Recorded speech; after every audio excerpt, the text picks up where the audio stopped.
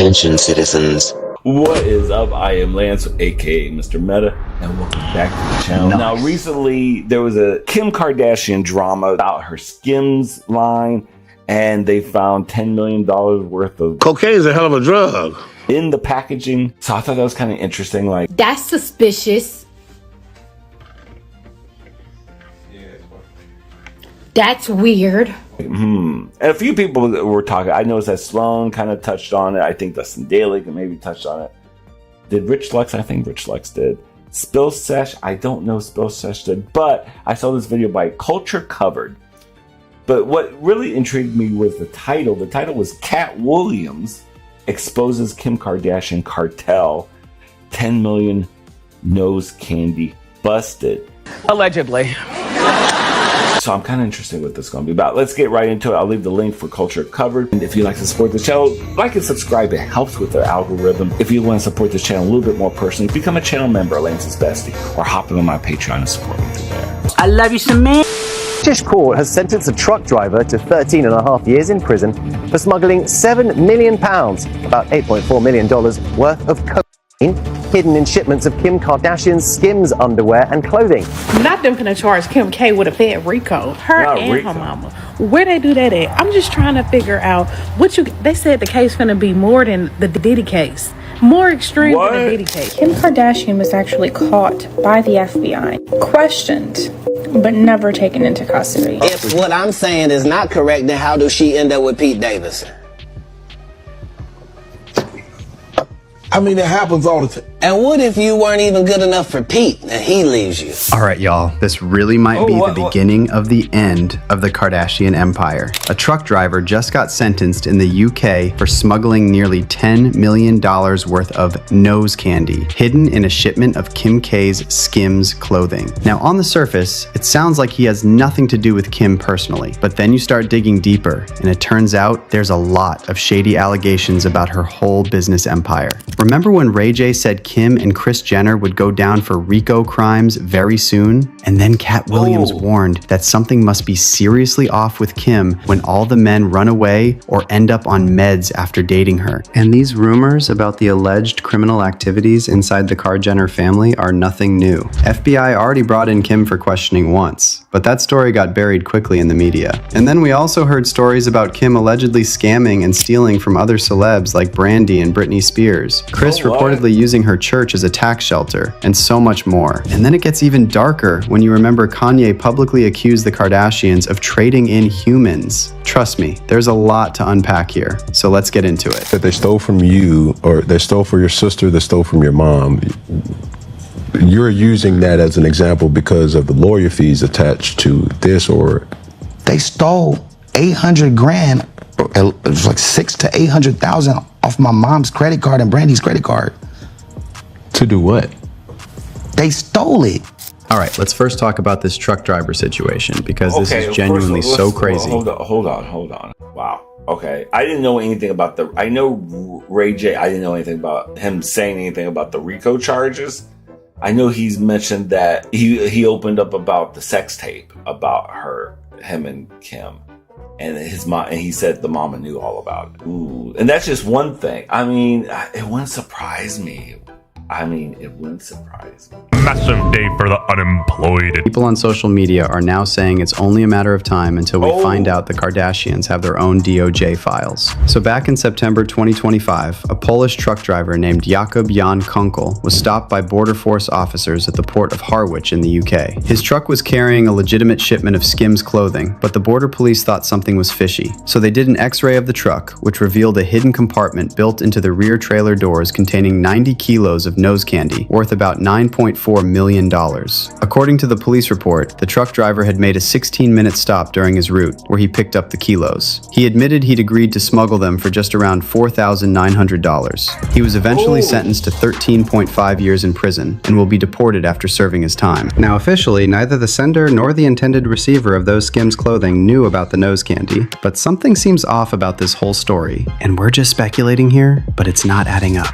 Makes you wonder how many other Skims shipments have passed through customs without a second glance? And how do we know this was the first time, instead of the first time they got caught? Now, we're not saying Kim Kardashian is running a cartel, but if you check out the reactions from people on social media, a lot of them are saying the same thing. This is way deeper than it seems. One user commented, "You can't make hundreds of millions of dollars ethically. You have to cheat, steal, lie, and sell illegal substances to make that kind of money." And then someone else said that Kim should have her financial records pulled apart before she is exonerated. And they have a point. Remember when Kim was just a closet organizer for other celebs and desperate to make a name for herself in the industry? So one of the celebs Kim worked for back then was Brandy. Keep in mind, this was before Kim hooked up with Brandy's brother Ray J. Brandy hired Kim as her stylist and personal shopper and introduced her to other celebs. And how did Kim repay her? By stealing from her. And I'm not saying allegedly here because Brandy's mother, Sonia Norwood, actually filed a lawsuit in 2008 and forced Kim to pay back everything she stole. Ray J also recently talked about this and claimed Kim stole close to $1 million from Brandy and Sonia's credit cards. So Kim and Chloe was my sister's assistants. Kim was doing closets. They didn't have any money. Oh, that's a lie. They worked for Brandy. Brandy said, go shopping for me. They swiped the card and get Brandy 3 or 4 Jimmy Choo shoes or whatever, or clothes, whatever. And then they'll get themselves like 4 or 5 shoes too. Over and over for months and months and months until it ran up to like almost $1 million. Then my mom gave them the card. My mom don't spend money. My mom is very frugal. They spent like 100 bands on her card running it up, and that's how she found it. Still fashion? On all kind of shit, bro. They had my mom's credit card. They thought my mom spent like Brandy spent. And stole all their money, bro. They got caught. They had to pay it back. It's in court. They had to pay it back. It's just Brandy is a good person, and I guess she was in a situation where she couldn't speak on it, so they got away with it. And look, I know people love to dismiss Ray J, but this time he's telling the truth. And Sonia Norwood actually confirmed this recently and backed up Ray J in his ongoing court battle against Kim and Chris. Back in December, Sonia filed a declaration backing... Hold on. How? You just don't get... There's a paper trail. You don't use someone's credit card. That's a paper trail.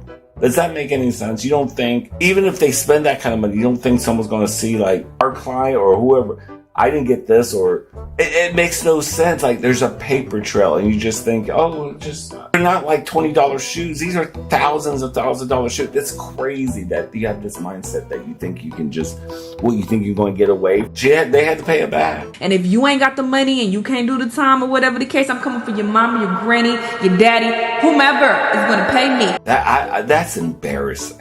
That's embarrassing. Ray J's request for the judge to throw out the defamation lawsuit brought against him by Kim and Chris. And Sonia wrote in her filing, in or around 2008, I discovered that Kim Kardashian and her siblings, Khloe Kardashian, Kourtney Kardashian, and Robert Kardashian Jr. had incurred around $850,000 in unauthorized charges maintained by members of my family. Before I filed suit, I told my son about the Kardashian siblings' theft. And even though Sonia won and Kim was forced to pay her back, that didn't stop Kim from moving like a scammer. In 2019, and Kim was actually questioned by the FBI about her relationship with Joe Low, a Malaysian fugitive accused of embezzling billions. Low is accused of transferring $4.5 billion from a company owned by the Malaysian Ministry of Finance into his personal accounts. But before he became an international fugitive wanted by the FBI, Joe Low was living the high life and hanging out with celebs like Leonardo DiCaprio, Jamie Foxx, Paris Hilton, and yes, Kim Kardashian.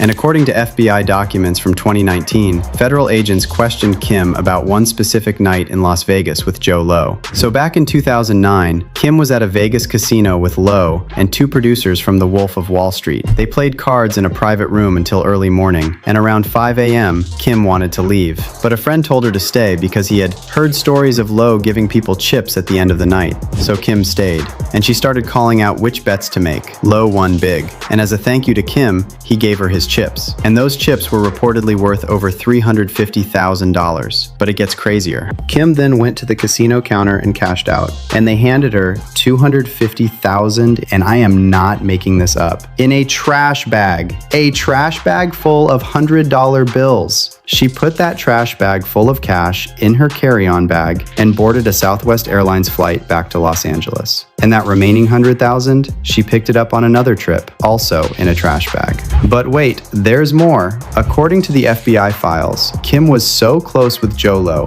that he gave her another $100,000 for fireworks at her 2011 wedding to Chris Humphries, plus an additional $305,000 in cash. Does that sound regular to you? Kim was walking around with trash bags full of cash from the same guy. The FBI interviewed her, and she's just flying with $250,000 in her carry-on? Because how many trash bags full of cash do you accept from someone before you start wondering where the money really came from? Now, the FBI report doesn't say exactly why Jolo gave Kim so much cash, but let's just say you don't give someone that much money unless they give you something in return. And some fans have even speculated that it was actually Kris Jenner who may have arranged for Kim to get friendly with Lo and basically p***ed her out. Now, speaking of Kris, that's a whole separate rabbit hole. So back in 2009, Kris co-founded her own private church called California Community Church. Of course, she claims it's all about Jesus and community service, but there's been a lot of speculation over the years that Kris founded this church for tax evasion purposes. So apparently, Kris's church is registered as a non-profit charity, but members have to pay $1,000 a month and give 10% of their income as donations. And because it's a charity, the Kardashians get a 10% tax reduction every year, and that monthly fee members pay goes right back into Kris's pockets. Also, whenever Kim or someone else in the family donates money to the church, they get a tax write-off. But they're also donating to their own mother, so the money essentially never leaves the family. On top of that, it's been rumored that the person who helped Kris found this church is Lou Taylor, Britney Spears' former business manager. Lou was accused of being involved in a conservatorship scheme and transferring hundreds of millions of dollars from Britney's accounts to herself and her associates. And allegedly, one of those associates was the Jenners. But if you thought the shady financial stuff was bad, wait till you hear what Kanye accused the Kardashians of. If you remember last year, shortly before Kanye was banned from X, he went on this rant against Jay-Z and Beyonce, accusing them of being controlled by higher-ups and hiding their twins because they're embarrassed by their alleged disabilities. But then Kanye turned on Kim and her family and wrote this: "There will never be an apology to the Carter family until they help me with my children. The Carters and the Kardashians are basically the same, except the Kardashians are ex-trafficking." So let me get this straight. Kim and Kris are suing Ray J for defamation, and Ray never even accused them of anything this bad. But Kanye straight up says they're doing the same thing as Jeffree E, and they've got nothing to say? No lawsuit? Not even a cease and desist? Makes you wonder why they wouldn't want to address a serious accusation like that. And look, this is just the tip of the iceberg. You could make a multi-part documentary on all the dark allegations about Kim and her family. Now, circling back to Katt Williams, when he said all those things about Kim on Club Shay Shay, a lot of people accused him of being disrespectful and offensive. But if you read between the lines, Katt was trying to say that Kim isn't just some vapid celebrity who gets passed around. It sounds like he was saying whatever she and her family are involved in was enough to make all those men run away or even go crazy. What do you expect? The guy married a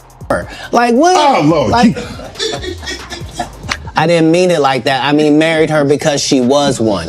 Not he didn't know. He understood that he wanted that. He courted that. That's what he wanted, to base his family on. She got a good heart, though. I know what you're going to say. Don't you say it, Katt. Don't you say it.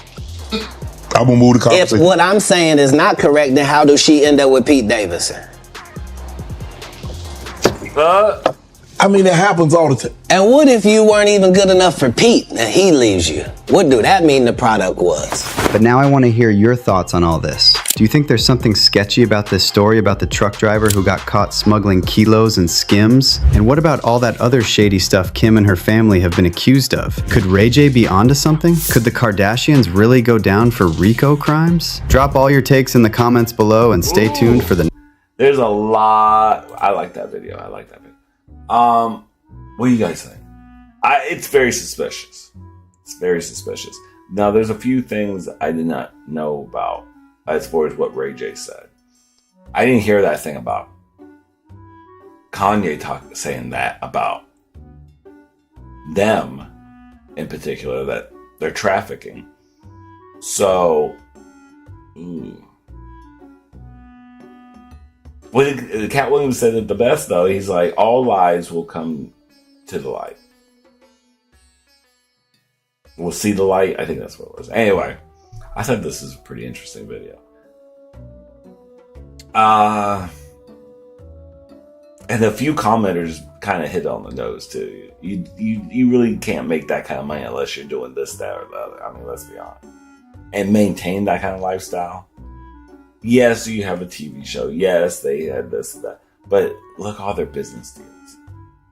They all go under. They're all bad.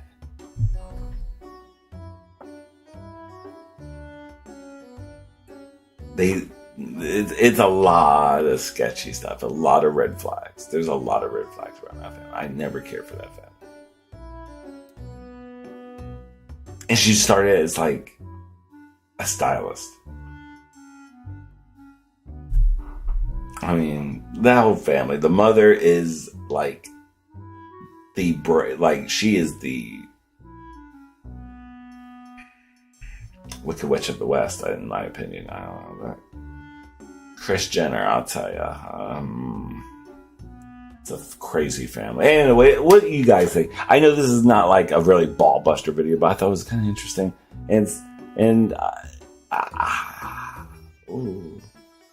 Do I love to see all these just pretentious people just go down? It's so kind of satisfying a little bit. Sorry, I love to say it. They all suck, so I'm quite enjoying this. Anyway, let me know what you think. And yeah, take care of yourself. Take care of each other. Love, peace, and grease. And bye.